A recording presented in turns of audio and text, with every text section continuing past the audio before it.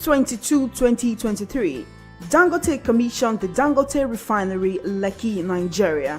The plant plans to export surplus petrol, turning Africa's biggest oil producer into an export hub for petroleum products. It also plans to export diesel, according to Dangote, who funded the refinery's construction. The refinery is situated on a 2,500-hectare site at the Lekki Free Trade Zone, Lekki, Lagos. It is supplied with crude oil by the largest subsea pipeline infrastructure in the world at 1,100 kilometers long. Dangote founded the African continent's largest cement producer. Aliko Dangote is regarded as an astute businessman with diverse interests who has contributed to the economy of Nigeria and West Africa immensely.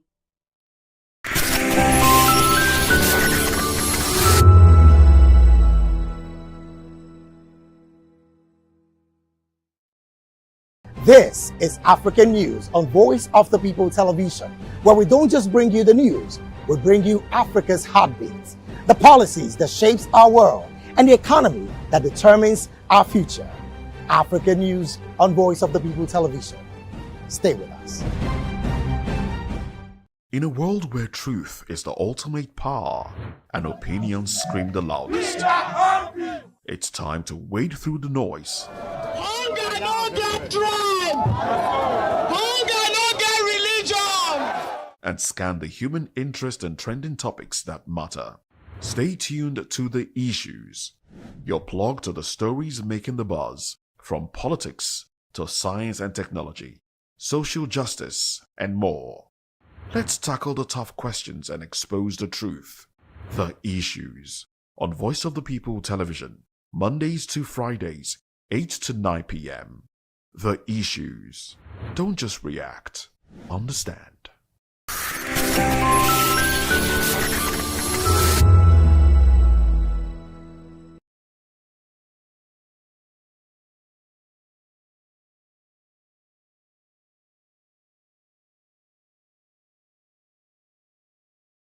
Behind every broken desk lies a broken promise. Education shapes the nations. But who is asking the right questions? Introducing Edu Dialogue.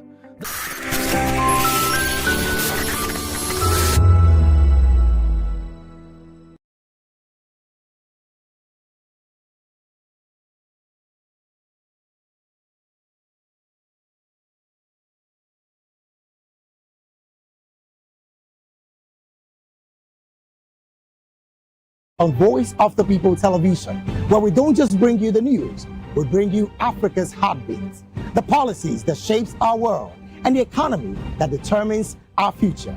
African News on Voice of the People Television. Stay with us.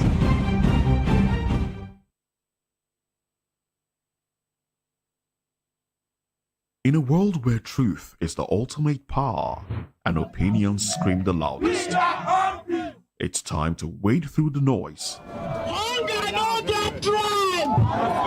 Hunger no get religion! And scan the human interest and trending topics that matter. Stay tuned to The Issues, your plug to the stories making the buzz, from politics to science and technology, social justice, and more. Let's tackle the tough questions and expose the truth. The Issues on Voice of the People Television. Don't just react, understand.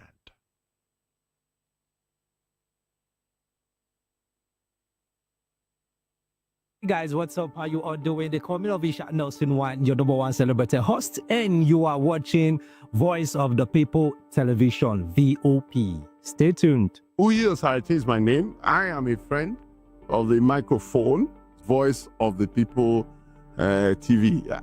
That name is unique, and the brand is very sweet. I like the packaging, picture qualities, camera qualities, and then of course, the quality of human beings that I see sometimes on your channel. I talk and get paid, and I look forward to being in your studios. Oh yes, you are on to Voice of the People TV. live here in Benin City, the cradle of black civilization. What are you waiting for? Tune in, bro. VOP TV. Now, you have more than a voice.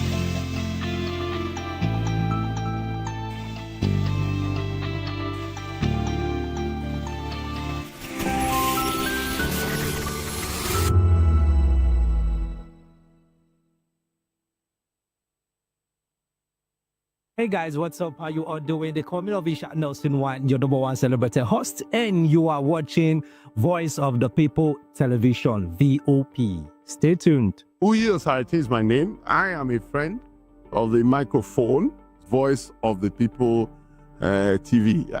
That name is unique, and the brand is very sweet. I like the packaging, picture qualities, camera qualities, and then of course, the quality of human beings that I see sometimes on your channel. I talk and get paid, and I look forward to being in your studios. Oh yes, you are on to Voice of the People TV, live here in Benin City, the cradle of black civilization. What are you waiting for? Tune in, bro. VOP TV. Now, you have more than a voice.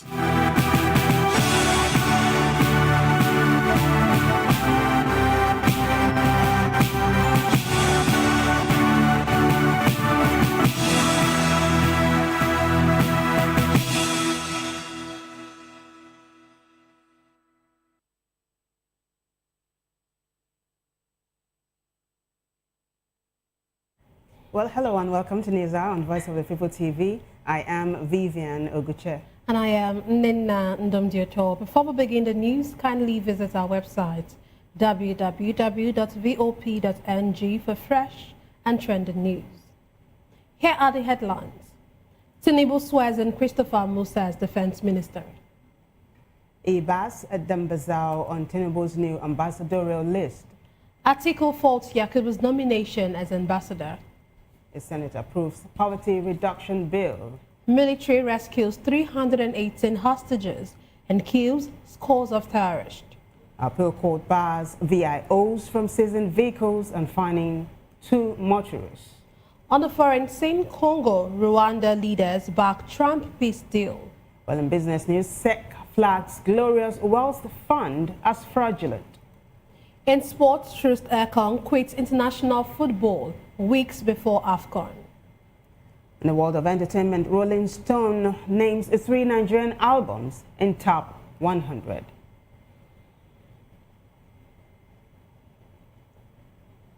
Now the news and details. President Bola Tinubu has sworn in Christopher Musa as Nigeria's Minister of Defense, marking a major step in the administration's security restructuring efforts. The ceremony took place on Thursday at the presidential villa, a day after Musa underwent a 5-hour Senate screening the letter's confirmation.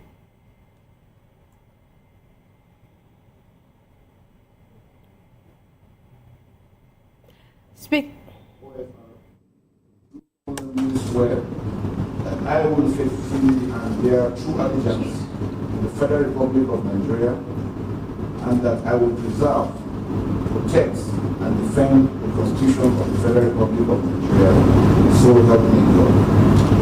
Both of office are do solemnly swear that I will be faithful and bear true allegiance to the Federal Republic of Nigeria.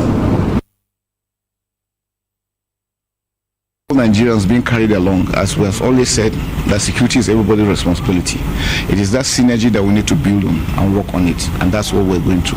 And I can assure you, within the shortest possible time, Nigerians will see results. I want to use this medium to appreciate all Nigerians. Nigerians have shown me love, and I will guarantee them that I am going to work whatever it takes to ensure that Nigeria is secured. Okay. Working together. Yes, I just met Mr. President, and he reiterated his mind on the aspect that we must make sure that Nigeria is secured. Nigerians should go back and sleep with their eyes closed, go back to their farms, schools open without being molested. Everyone being carried together to make sure that Nigeria continues to grow in line with the renewed program of the Mr. President.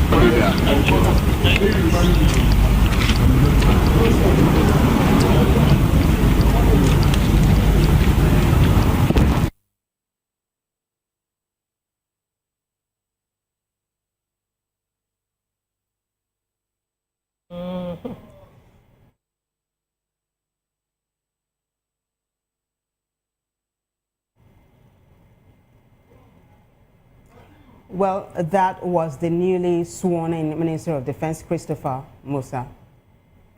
Moving on now, President Bola Tinubu has sent a new list of non-career ambassadorial nominees to the Senate for confirmation.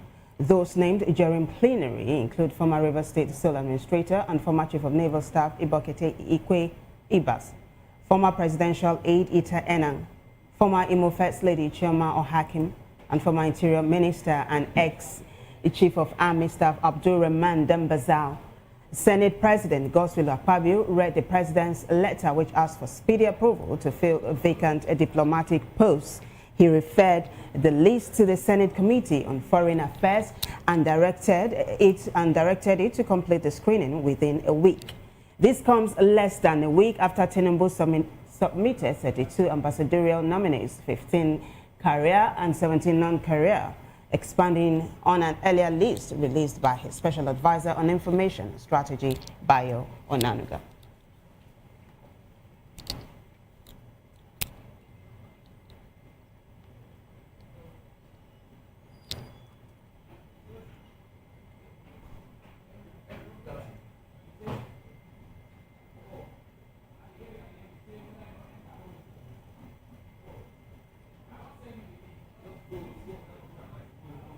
Meanwhile, former Vice President Atiku Abubakar has criticized President Bola Tinubu's nomination of former INEC Chairman Mahmoud Yakubu as an ambassador.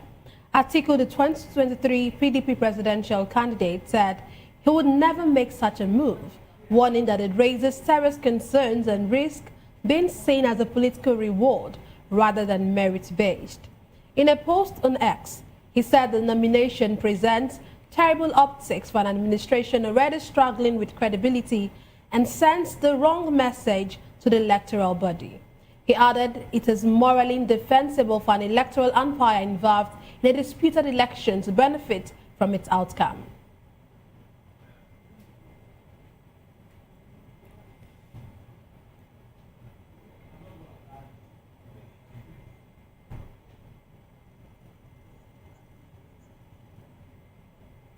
Well, in the Red Chamber, the Senate has passed a bill in second reading aimed at reducing extreme poverty and strengthening social welfare systems nationwide. Sponsored by Senator Orji Uzor Kalu, the legislation seeks to consolidate existing welfare programs and address the lack of a central, data-driven institution to manage them effectively. The proposed social welfare service under the ministry responsible for humanitarian affairs will have offices in all 36 states and the FCT. It would oversee initiatives such as food and cash transfers, education stipends, housing support, subsidies for farmers, credit schemes, and allowances for the elderly and disabled. The bill also proposes safety centers across the country and a national register of beneficiaries to improve transparency and accountability. Lawmakers backed the bill unanimously, citing the need to curb corruption and inefficiency. It has now been referred to the Senate Committee on Public Service to report back in 4 weeks.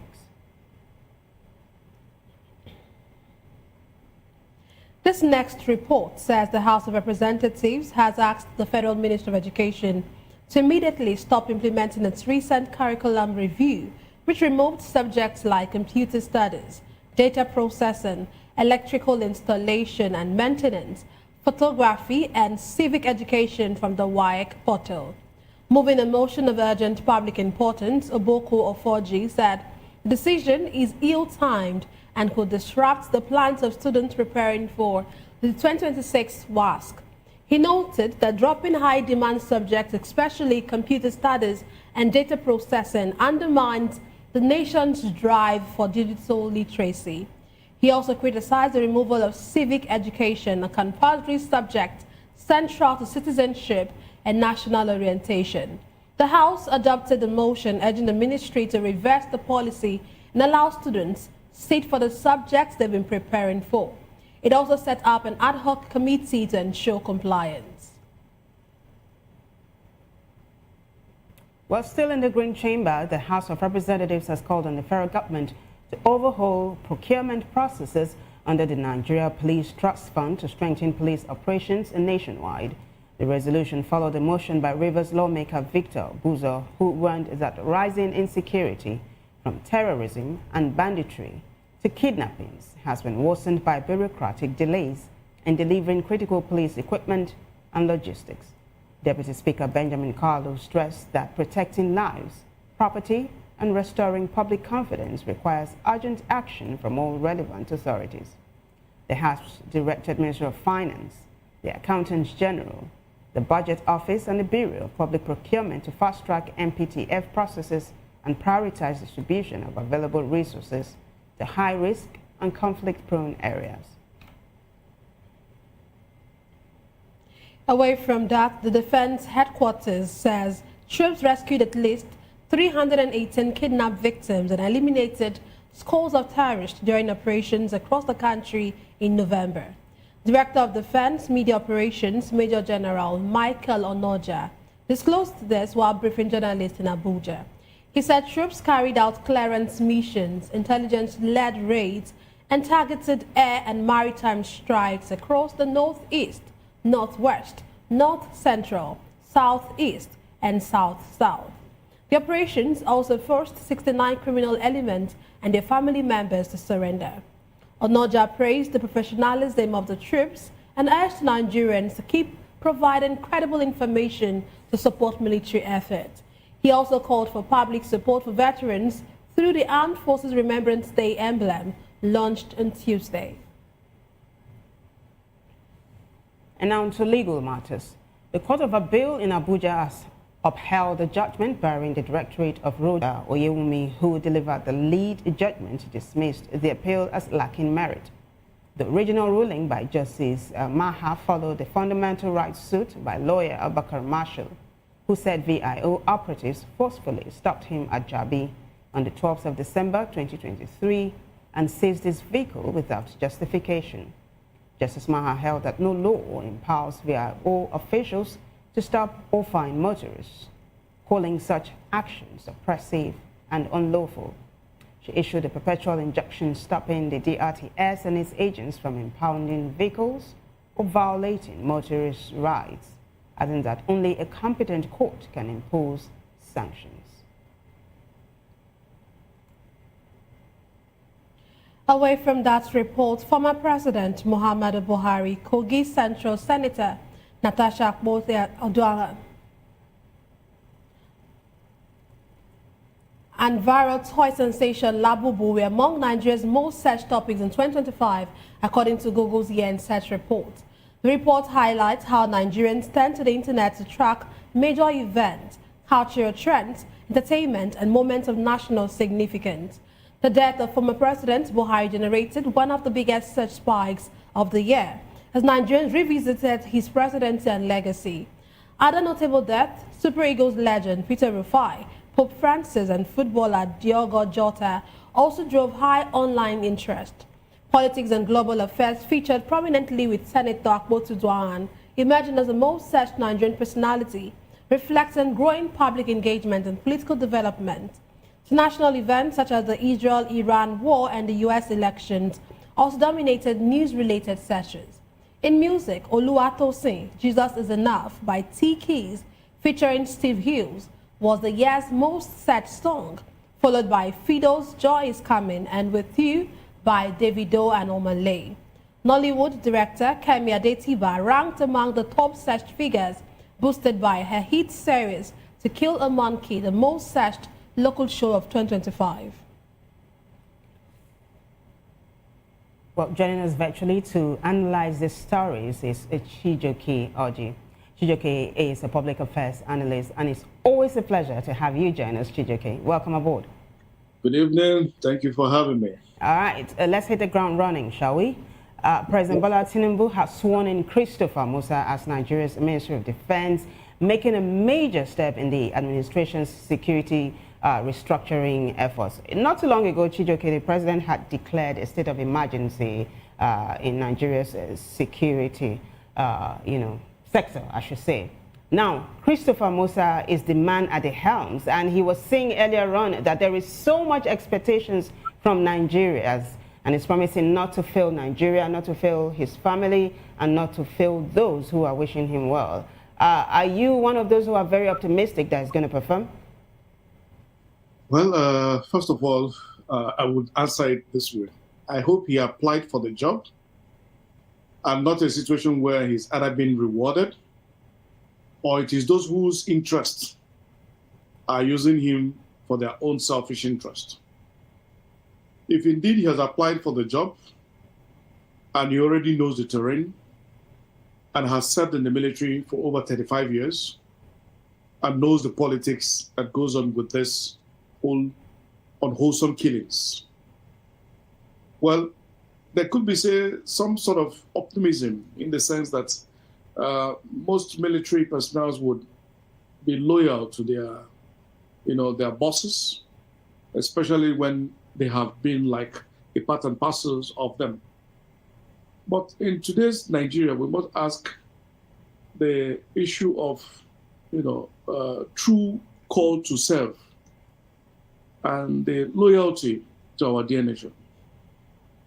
An average military not been treated well in terms of welfare, especially for those that have, died in the course of service to their dear nation, how their families have been treated.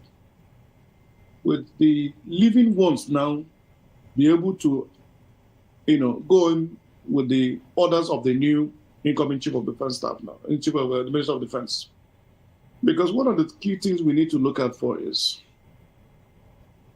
if he is coming with a different perspective and approach to this.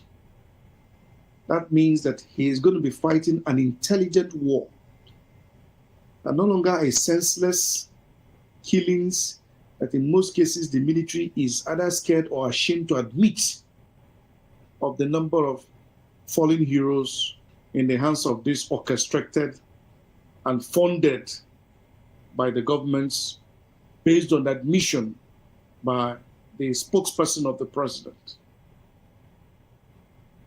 We do hope that Musa himself would leave the praise singing and all the admirations that have been poured on him and get to work. But I think the first thing he has done as regards to is that he has told the usual parts of riding in luxuries. If you see the cars captured by your cameraman at the villa house, he has gotten into the villa lifestyle of the luxuries, which is usually what swallows those with good intents. They easily forget what indeed exists beyond the walls of the villa or the governorship houses where they occupy or positions they occupy. The Nigeria of today is living on a hopeless grounds. There is nothing to hope for. What we have continued to see is a bastardization of any form of entity or loyalty, true loyalty, as what we had in the past. We hope that he can change dynamics, especially in the restoration of the loyalty to the nation first, and making our people understand that there's no country as our own dear country. For any other country that we may want to you will stand in as a second-class citizen. So if we must take our home to be our home, then we must make it right.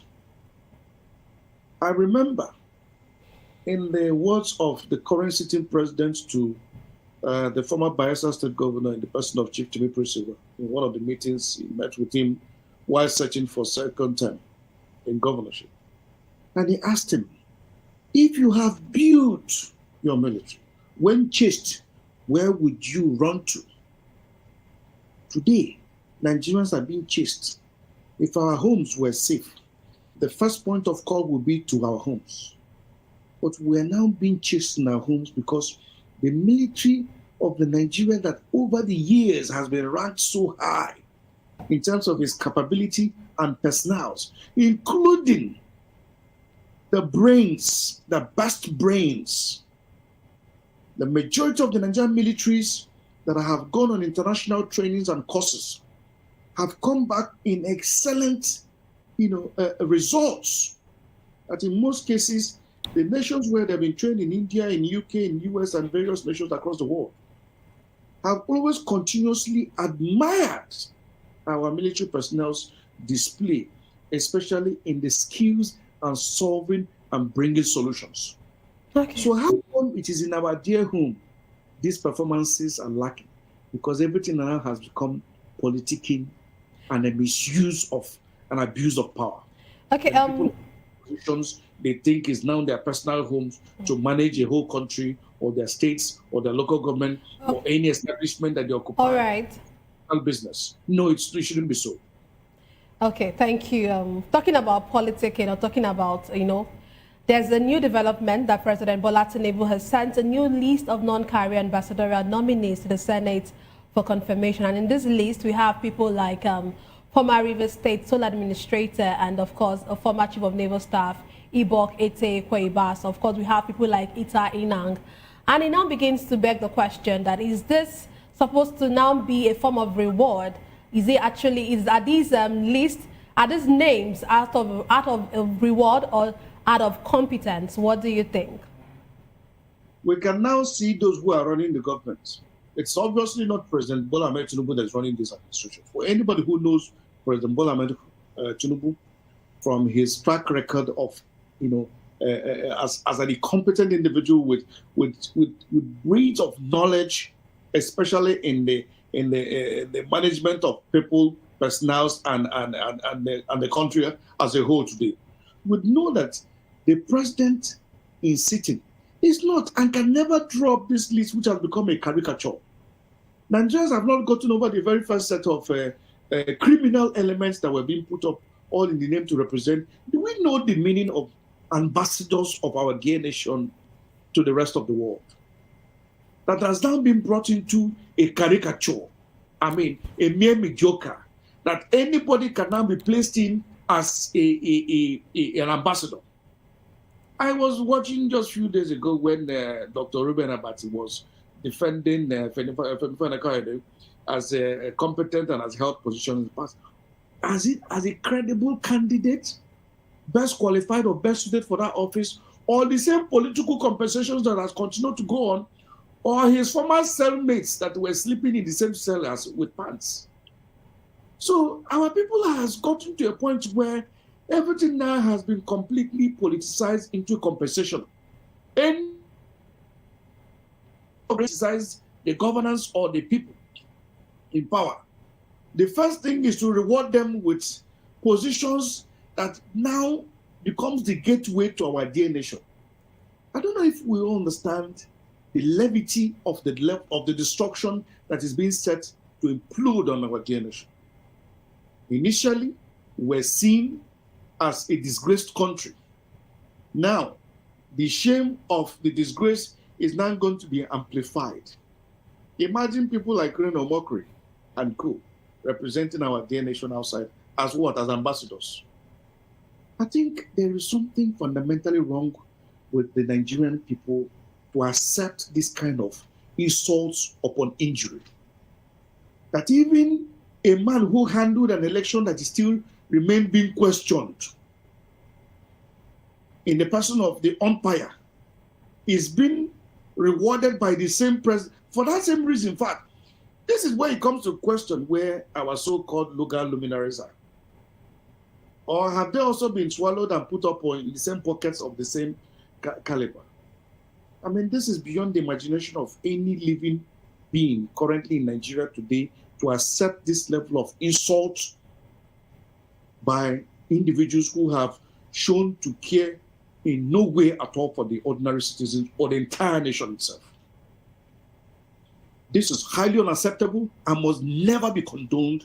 And if the Senate should go ahead to pass this, then people, Nigerians, should go to their houses and begin to feed. As a matter of fact, I will, along with people, good-willing Nigerians, to ensure that this is not let go as it has always been. We must ask, even though we have lost faith in the judicial system, ask for the interpretation of where it has now become, glaring that an individual or people of any character can be compensated with high and mighty positions as regards with diplomatic representation of our dear country. No, this is the basiest of any expectation from the current presidency. And I can bet you that President Bola Ahmed Tinubu is not involved in the drawing of this list. But if he is, then the country is finished. Wow, that's a gloomy forecast. Because these set of individuals have continued to demonstrate to us that there is nothing good to come out from this administration, and the administration that is just 2 years into a 4-year term is already clamoring for 2027. But Chijioke, can I come in here? You are picking bones. You are picking bones with the nomination of the former electoral INEC chairman, Professor Mahmoud Yakubu. Ibas still has questions to answer for the launder and the misappropriation of funds in Rivers State when he was declared illegally. It was declared illegally, which till today, the Rivers people are still contending and contesting that 6-month imposition that was forced by the president with the military under the supervision of, now we'll now call him civilian military Wike. Because it's obvious now that the same person has gone ahead to reward and reinforce the failure of the 6-month administration of Ibas. Now we're now bringing back Dambazo. The same recycled individuals who have continuously abused every means and powers of this country. The same individual was involved in the settlement of several billions. The first disbursement was between about 100 to 160 billion that was claimed to have been given to the Fulanis to procure ranches. The present administration did not in any way at all open inquiry as to why this did not bring any solution to the governance or to the peace that was intended between the headers, if the headers were truly the ones behind this continued killings between farmers, now to residents, now to states, now to schools, now to hospitals. Everywhere people are now being disturbed and killed and maimed. The same person is now brought back to be rewarded. But Chijioke, I want to draw your attention to what former Vice President Atiku Abubakar has said, right? Still talking about the nomination of former INEC chairman, Professor Mahmoud Yakubu. He said that nominating him for an ambassadorial position sends the wrong message to the electoral body. So my question is, do you think the nomination of Professor Yakubu is tantamount to inducement, really? It just clearly shows now that even when I tried to defend the individual in the past based on the fact that I felt he was helpless with the task before him, especially being bulldozed by those in power, that it is now clear, it is now seemingly clear to Nigerians that this was an orchestrated, predetermined arrangements, clear before the clear of Nigerians. Because what the people in power are doing are constantly testing the spores of Nigerians. Before the declaration of the state of emergency in Rivers State, the so-called legal luminaries were all screaming on different media stations.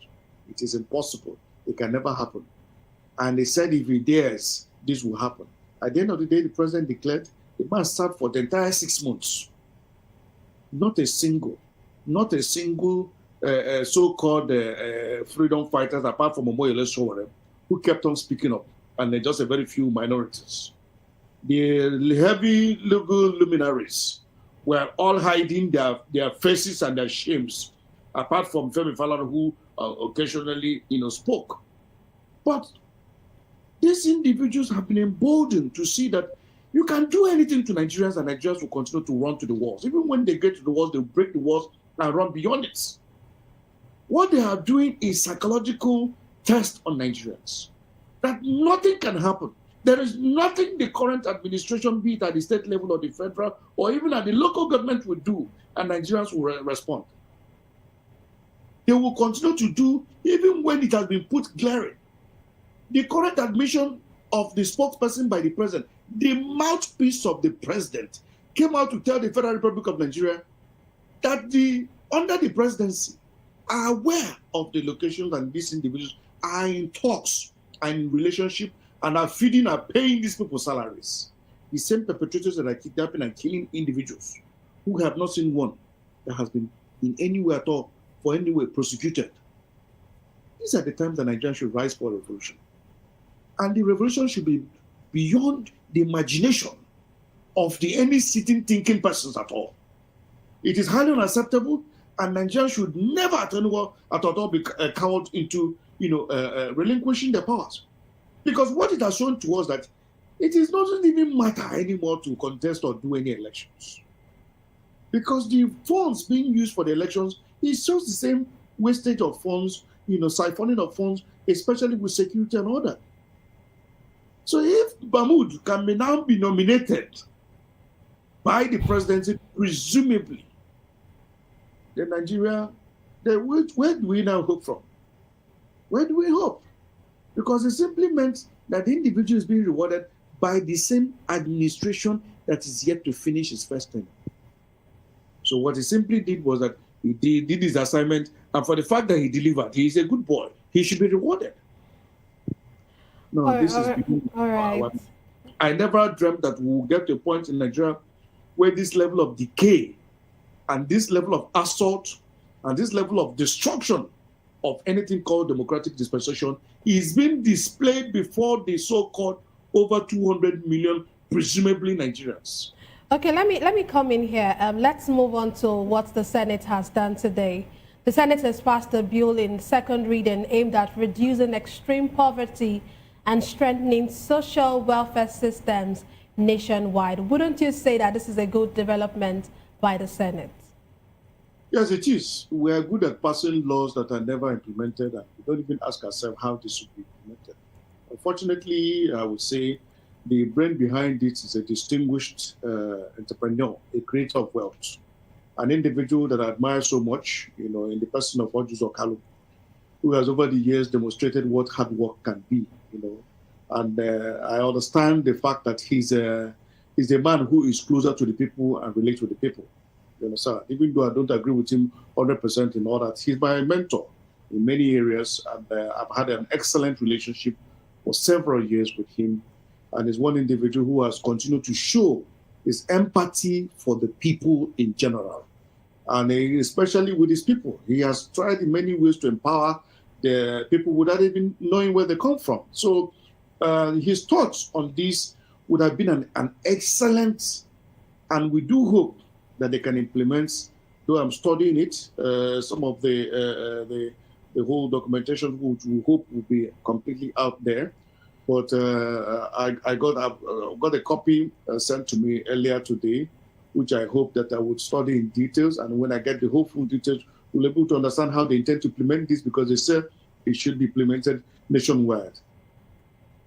So it will even help the entire nation to even understand who are getting these benefits, because over the years, it has been a criminal empire where those who are put as Minister of Humanitarian Affairs and co have continued to use that advantage as ways of siphoning funds until today. Nobody has been brought and questioned. It is also under the same welfare matter that an individual acknowledged to the EFCC that she moved over 44 billion or 43 billion naira to her personal account. all in the name that was a fund set for the humanitarian, to help those in needs. Until today, we have not had a prosecution, a single individual, a woman for that matter. So it was something we never expected. And I'm hoping that this new bill, when harmonized, would be able to truly bring about justice to reducing poverty across board in Nigeria, if well implemented. Because the major problem are usually implementation. It's not the laws, it is what takes place in the field. Because in most cases, when you give a cat fish to keep, you know the rest. Just as our former sitting president, Goodluck Ebele Jonathan, who gave an adage and said, when you give goat yam to keep, you know what should happen. So we do hope that those who will probably man the offices when this is established, and if this current administration will do justice to empowering such offices, then maybe the people at the local level can benefit. And let us understand that this is something that happens globally in lives of people. There is always one form of compensation or other that trickles down to people, especially when people lose their jobs. Even when people don't have jobs, they are compensated with something to make them a living wage. Because an individual will always look for ways to survive. And in cases where there are no alternative, then you should expect that crime becomes the business of the people to empower or to find a way to survive. So it's a good bill, and I commend Senator Ojus Okalo for this. I will continue to pray for him, and also pray that other senators who have the same mindsets would continue to do well towards the representation of the people, and not just be idle sitters who have continued to collect allocations and drive luxury cars and insult and assault Nigerians on top of it. Chijioke, I think this is a safe place for us to learn, because what I hear you say is that widening the social welfare net is germane and it's a practice all over the world. Thank you so much for being a part of News Hour today. We appreciate it. Thank you for having me. All right, we have been speaking with Chijioke Oji. He is a public affairs analyst. And now the rest of the news. The National Orientation Agency has marked the International Day of People with Disabilities, highlighting the importance of inclusion and shared humanity. In a statement, NOA Director General Lanre Isaonelu urged Nigerians to uphold the Values Charter by embracing respect, dignity, tolerance, responsibility, and unity. The agency stressed that these principles call on everyone to recognize the worth of every person, celebrate differences, and build a society where no one is left behind. We now move on to Edo State, where the government plans to plant 1 million trees over the next 4 years as part of its fight against climate change. Officials in Benin City said the initiative is part of the broader Green Revolution program, which also targets sanitation, climate-smart agriculture, and cleaner energy for vehicles. Correspondent Rhoda Journey reports. The Edo State government has unveiled a plan to plant 1 million trees over the next 4 years as part of efforts to tackle climate change and improve resident health and well-being. Speaking at a press briefing in Benin City, the executive chairman of the Edo State Ecological and Climate Change Funding and Management Commission, Blessing Abomere, highlighted the initiative as a key component of the State Green Revolution program. He explained that the Green Revolution will extend beyond tree planting to include better sanitation, climate-smart agriculture, conversion of vehicles to cleaner energy, and expanded access to potable water across communities. We are officially launching and unveiling Monday Okpebholo Green Revolution in Edo State, and also launching the Edo State Ecological / Climate Trust Fund. The Commission has a mandate, and the mandate we all know is ecological. But I can tell you that we went around the state firsthand. We saw so many gullies. We visited sites and saw more than more than 50 to 70 gullies. And if you look at Edo State's budget for 3-4 years cannot even resolve the issues of the gully. Because to resolve and provide and to remediate one gully, at least you will be spending about 5, 6, 7 billion naira. We have some that will cost as much as 20 billion. So that means that the state government alone cannot fund this project, because the budget for the state is not just meant for gullies, but for so many other projects. So for this year and for next year, for this year is already coming to a close, our budget was about 160 billion naira. To resolve many of the issues, we need about 160 billion. It's doing so much in planting trees. Like the state today has a mandate of planting 1 million trees within the 4 years of the governor's administration. We can plant 3 million trees, we can plant 5 million trees, but at least the trees that we are going to plant will not be less than 1 million. And the governor also has this agenda to ensure that every community in Edo State has potable water to drink. This and so many other things our commission is intended to do. He also revealed that the state plans to set up the Edo State Ecological and Climate Trust Fund to attract support from individuals, organizations, and partners for the initiative. In Berlin, Rhoda Jomi, VOP TV News.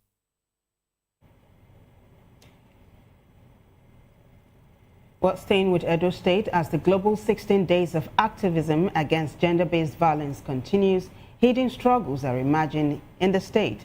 Men and women are breaking the silence on intimate partner violence, a problem often swept under the rug. Our correspondent Rhoda Jenny reports that communities are calling for stronger protections for victims, improved reporting systems, and collective action to end abuse. Stakeholders in Edo State joined the global campaign with a focus on intimate partner violence and the roles of men. The convener, in his opening remarks, called for collective efforts to address violence within relationships. The men should be given opportunity to speak, opportunity to participate, opportunity to also hear their experience. We actually commence this thing with when we organize the Edo Men Stand Against Rape, because we felt men are the one raping women, but again, nobody wants to believe that a woman rapes a man. So let the man come out, speak about their own perspective, what they experience. And so that's why we also chose a day out of these 16 days of activism to say, okay, let the men come, let the men learn, let the men interact, and let the men also speak up that we are not just perpetrators of gender-based violence, but again, we are allies who can help prevent gender-based violence. A keynote presentation highlighted stronger community response, better reporting systems, and improved protection for victims. Violence against women and girls, but we also realize that this violence not only about women and girls, but it also affects intimate partners. You see a man abusing the wife, you know, the wife also abusing the husband. So you just feel that this particular gap, which most persons have decided to ignore unconsciously, is actually affecting the fight towards ending gender-based violence. That's why for the past 3 years or 4 years or so, we decided to say the fine, let us see how best we can get the men especially involved with these conversations. Findings revealed that intimate partner violence affects both men and women, with many men not speaking up due to stigma. Men should speak out because I see a lot of situations where men go through domestic violence and they tend to hide it because of ego. You know, you have to speak out and be saved. In that same environment where such thing is happening, that's the only way you can hear from the men. If not, they decide to keep it to themselves because perhaps they feel so ashamed to talk out or to speak out. But I believe that it's good they speak out, just as the women speak out. I'm glad that this kind of advocacy is coming out, you know, to create awareness for everybody to speak out. There's what we call communication. If you communicate, we'll know where your pain is coming from. We can't help you if you don't communicate, not only when. A panel discussion examined reporting channels, available support services, and the need for stricter policy enforcement. Participants urged sustained awareness, preventive measures, and stronger community involvement to curb intimate violence across Edo State. In Benin, Rhoda Johnny, VOP TV News.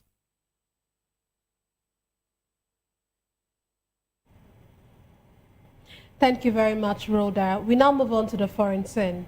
U.S. President Donald Trump hosted the leaders of the Democratic Republic of Congo and Rwanda in Washington to sign a peace deal, even as fighting continues in their region. Rwandan President Paul Kagame and DRC President Felix Tshisekedi reaffirmed the commitment to a U.S.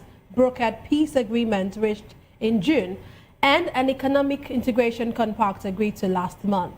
The two countries also signed deals on critical minerals, security, and economic partnerships.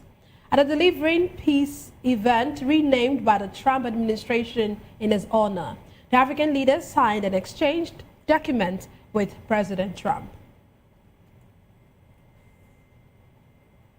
While still on the foreign scene, Russian President Vladimir Putin has avowed that Moscow will seize Ukraine's Donbas region by military or other means, pressing one of his key demands as peace talks remain stalled. Putin arrived in New Delhi Thursday to meet Indian Prime Minister Narendra Modi just 2 days after hosting a U.S. delegation led by Special Envoy Steve Witkoff at the Kremlin. Meanwhile, Ukrainian officials are traveling to the United States for talks with American counterparts on a potential plan to end Russia's war.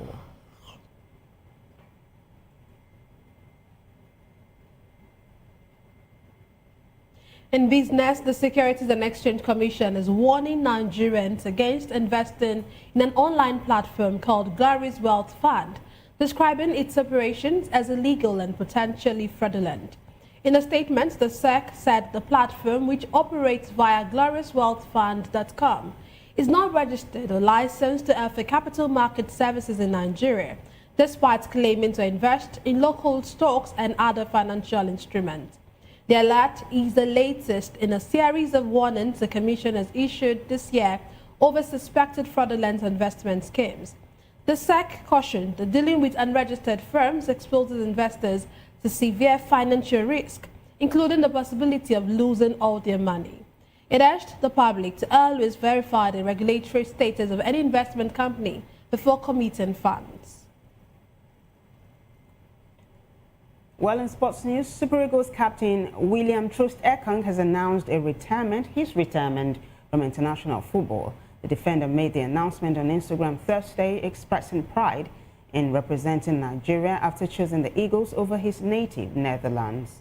Ekong's decision comes less than 48 hours after he was named in coach Eric Chell's 54-player squad for the African Cup of Nations starting December 21 in Morocco. He made his senior debut in 2015, played in the 2018 World Cup, won bronze at the 2019 AFCON, and starred at the 2023 AFCON in Côte d'Ivoire, scoring 3 goals and earning the tournament's Best Player award. Over his decade-long career with Nigeria, Ekong made 83 appearances and scored 8 goals. Still in sports, 7-time Olympian Olufunke Oshonaike has made history as the first Nigerian appointed to the International Olympic Committee Athletes Commission. Nominated by IOC President Kirsty Coventry, Oshonaike is one of 5 new members helping the commission reach full composition ahead of the Milano Cortina 2026 Winter Games. Decorated table tennis star competed in 7 consecutive Olympics from Atlanta in 1996 to Tokyo 2020. She also serves on the Nigeria National Olympic Committee Athletes Commission and the Nigeria Table Tennis Athletes Commission.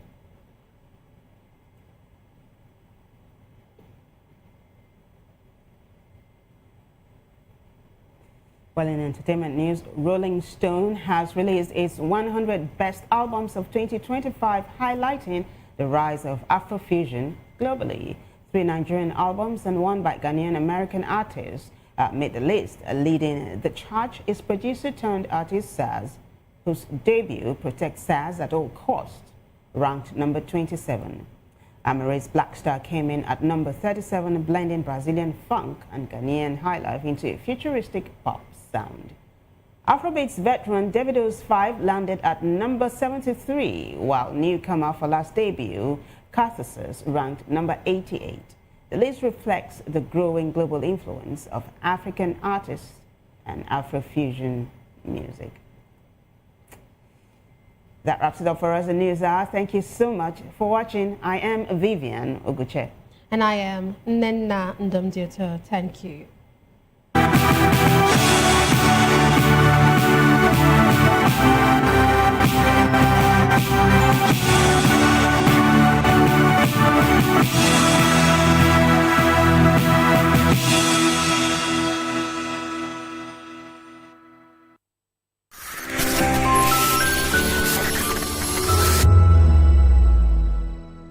From the views on the street, we go to bed empty hunger, to the blaring horns of a hustling city, the loudest voices of the common man got a medium to be heard. This particular administration, they were coming unprepared. It's not a bad thing to renovate the president's lodge. Through top-notch programming, unbiased reportage of news, sports, business, entertainment, and cultural documentaries, Voice of the People 90.3 FM became a symbol for 21st century media.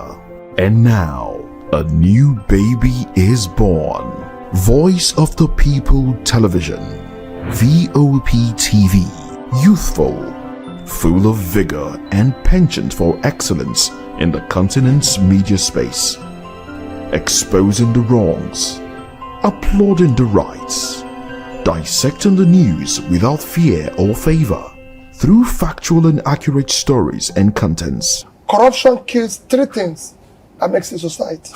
Representing the interests of the people and giving them a voice. Voice of the People TV is here to stay towards building a fair society. VOP TV, Voice of the People Television, truly a voice for the people.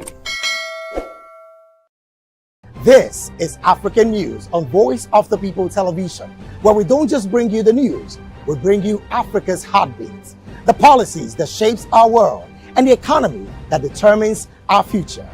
African News on Voice of the People Television. Stay with us. The red carpets, awards, the razzmatazz, music, fashion, interviews, and more. Spotlight on Voice of the People Television. Let's feed you with all the juicy stories in the global entertainment space, bringing you the glitz and glamour as it is hot. Stay tuned to Spotlight, 1 p.m. Monday to Friday.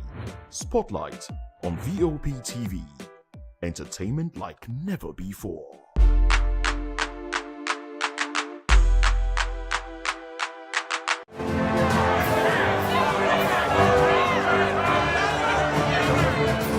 Do you want your voice to be heard? Do you know that you matter in the scheme of things?